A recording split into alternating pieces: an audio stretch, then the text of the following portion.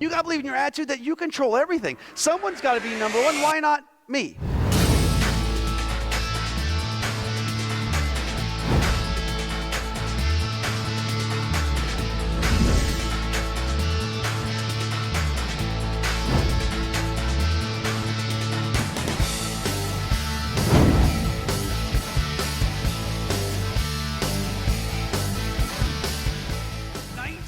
$19.92, and I'm selling insurance, life and health insurance to be exact. And let me tell you something. You want to learn how not to win friends and influence people, sell life insurance. What's your plan this month, Nathan? I said, I got it, boss. I'm going to change my title to financial planner. He didn't seem near as amazed as I was. And he says, when you do that in 30 days, maybe 60 if you're lucky, you'll be looking for a new job. You're a salesperson. You get paid to sell things.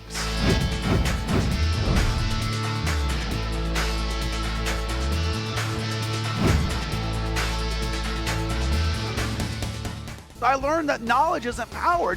It's what you do with the knowledge. A battery can't do anything if it's still in the package. Most of us know what to do, we just don't do it. Practice. Yeah, athletes practice. You know, athletes practice 90% of the time and play the game 10% of the time. You know, in business, we practice less than 1% of the time. Selling requires passion. More people will buy from you because you're passionate than because you're right. I'm telling you right now, if you don't love going to work, I'm going to tell you something your boss won't tell you. Quit! Life's too short to do something you don't like. To create a world of sales professionals, we must understand that we have to have a culture to do so. That's what we are, energy. It's not something we should have. I'm telling you right now, it's something you have to have.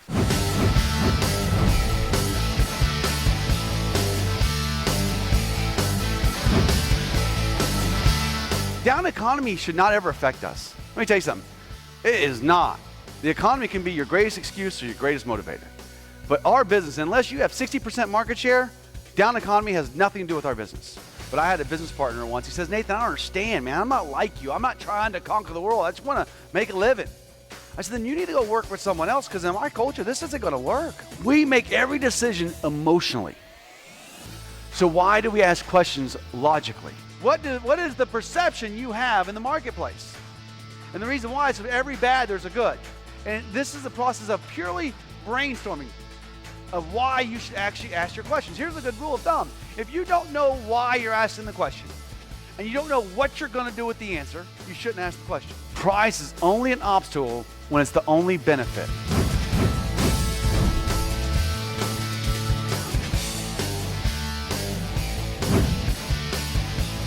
You really need to learn how to buy on price.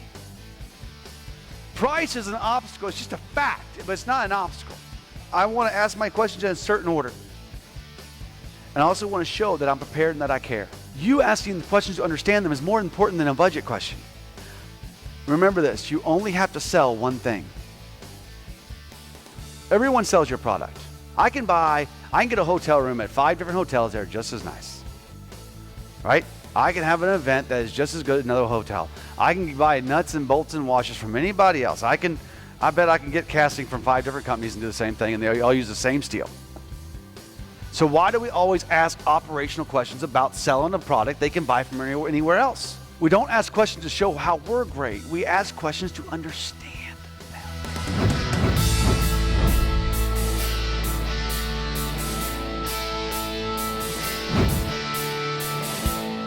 It works every time. Do you do it every time? No. I used to do that. It worked awesome. Do you do it anymore? No. Worked way too good. You want to grow in your career? You want to be successful? Sell your ego. It's expensive. If my top person doesn't want to practice, what do the other people think? I don't need to practice. You know why Peyton Manning is one of the best quarterbacks in the history of the NFL? He's the first one there, and you're a new rookie on his team. Guess what you got to do? You got to show up to his practices. But it is a career-limiting concept.